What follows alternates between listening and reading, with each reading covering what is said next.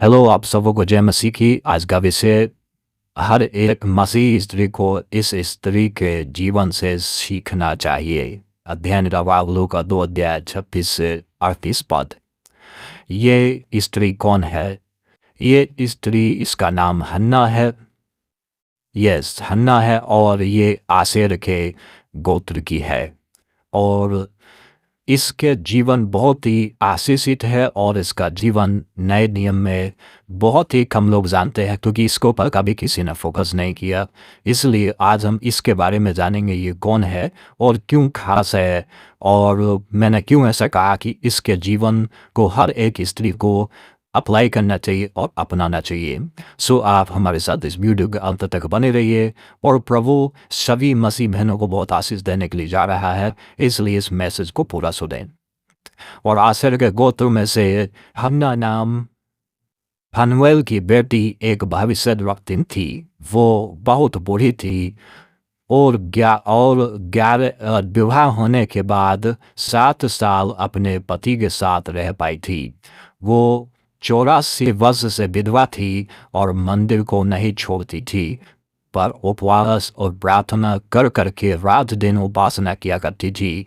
और वो उस घड़ी वहाँ आकर प्रभु का धन्यवाद करने लगी और उन सबों से जो यरूशलेम के छुटकारे की बात जोते थे उसके विषय में बातें करने लगी।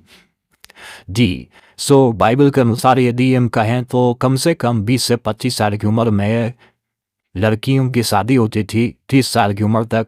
और लगभग जब उसकी शादी हुई तो 20 से 25 साल की थी और 7 साल केवल अपने पति के साथ रह पाई थी, यानी उधर 32 और 64 साल से इधर जो है ये विधवा थी। अगर इन सब को हम लोग जोड़ते हैं तो लगभग 125-127 साल लगभग पहुँचती है। तो ये नए नियम में एक सबसे ज़्यादा लंबी उम्र जीने वाली एक स्त्री थी, जो सबसे ज़्यादा लंबी उम्र जी, जिसकी उम्र 127 साल लगभग थी। सो सबसे लंबी आयु जीने वाली, दीर्घायु होने वाली ये स्त्री थी, इसका नाम हन्ना था। एक हन्ना और पुराने नियम में जो सामुएल की माता थी, ये नए नियम की एक हन्ना है जो 127 साल लगभग जीवन जी। ये एक स्वस्थ थी, और बगैर स्वास्थ्य अगर किसी के शरीर में रोग बीमारी रहे तो इतनी लंबी आयु नहीं जी सकता। लेकिन इस स्त्री के जीवन ये स्वस्थ था, हिष्ट पुष्ट थी और रोग बीमारी इसके जीवन में नहीं था। लंबी आयु, दीर्घायु तक ये जीवन बिताई। और इसके जीवन में बड़ी खासियत है, ये 7 साल केवल अपने पति के साथ वैवाहिक संबंध में, वैवाहिक जीवन में रही। लेकिन जब इसका पति के साथ नहीं रही, इसके पति का ये पता नहीं चला कि उसको मर गया था या ये कि क्या हुआ था, लेकिन बस रह पाई अपने पति के साथ 7 साल, यही वह मिलता है। सो इसके साथ में उसके बाद फिर आज के समय में क्या होता है, जब ऐसा किसी स्त्री के साथ होता है तो उसके माता पिता दूसरी शादी करा देते हैं, दूसरा विवाह करा देते हैं, या स्त्री दूसरी शादी कर लेती है। लेकिन उसके बाद इस स्त्री ने क्या किया कि फिर शादी ही नहीं किया और विवाह नहीं किया, परमेश्वर के जो है चरणों में चली गई और परमेश्वर के साथ अपना जीवन शुरू कर दी। इसके पिता का नाम फनुएल था और ये भविष्यद्वक्तिन थी। ये एक भक्त स्त्री थी और बहुत सामर्थ्यशाली थी, भविष्यवाणी भी करती थी।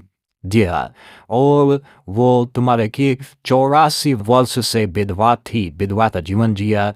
और विधवा तो थी, परंतु 84 साल से क्या कर रही थी, 4 साल से उपवास करती थी, कंटिन्यू बराबर उपवास करती रहती थी, समय समय में उपवास और प्रार्थना करती थी। ये एक स्त्री का, परमेश्वर के भय मानने वाली स्त्री का जीवन।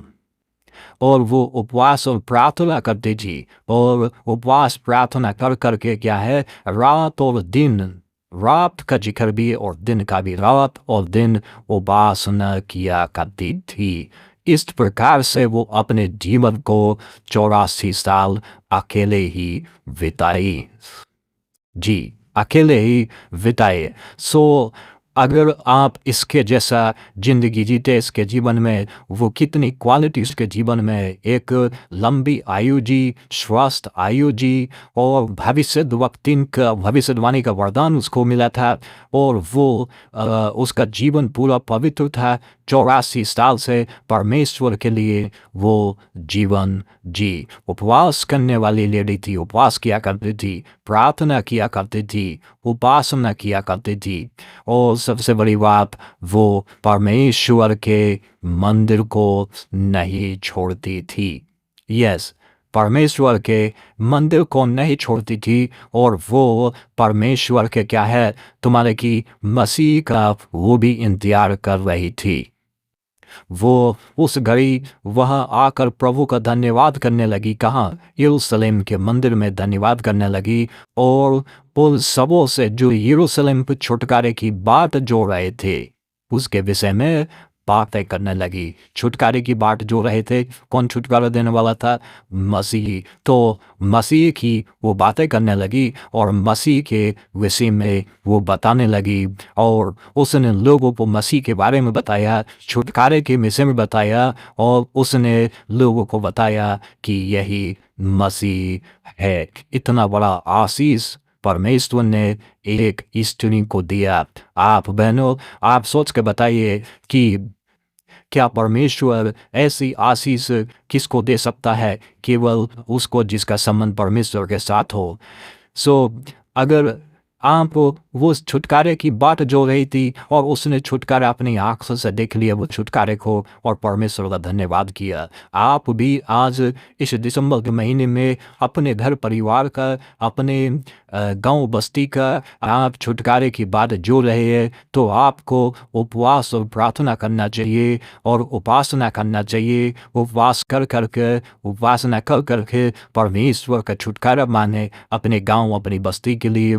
और जब तक मसीही आत्मिक तौर से आपके गांव, आपके बस्ती में ना आ जाए, आपके घर परिवार में ना आ जाए, उद्धार आपके आंखों से ना देख ले, अपनी आराधना, अपनी स्तुति स्टॉप ना करें, और आप एक लंबी आयु जी सकते हैं। परमेश्वर की भक्ति करने वाले लंबी उम्र जीने वालों की बहुत सारी चर्चा है बाइबल के अंदर, जो लंबी आयु जिए, क्योंकि परमेश्वर उनको दीर्घायु करता है और एक स्वस्थ जीवन देता है। दोस्तों, इस स्त्री का आप अध्ययन करें, और इस स्त्री के जीवन से कुछ सीखने का प्रयास करें। बहुत सारी पवित्र स्त्रियों में और बहुत सारी भक्त स्त्रियों में ये भी एक शामिल होती है, जिसका नाम हन्ना है। और उसने अपना जीवन किस प्रकार से जिया, परमेश्वर के डर में, परमेश्वर के भय में, और परमेश्वर की अगुवाई में, और परमेश्वर की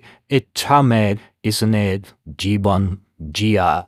आप जब ऐसा करते हैं, परमेश्वर आपको प्रेम करता है, परमेश्वर आपके द्वारा बड़े बड़े काम करेगा। आपको हमारे साथ जुड़ने के लिए बहुत बहुत धन्यवाद।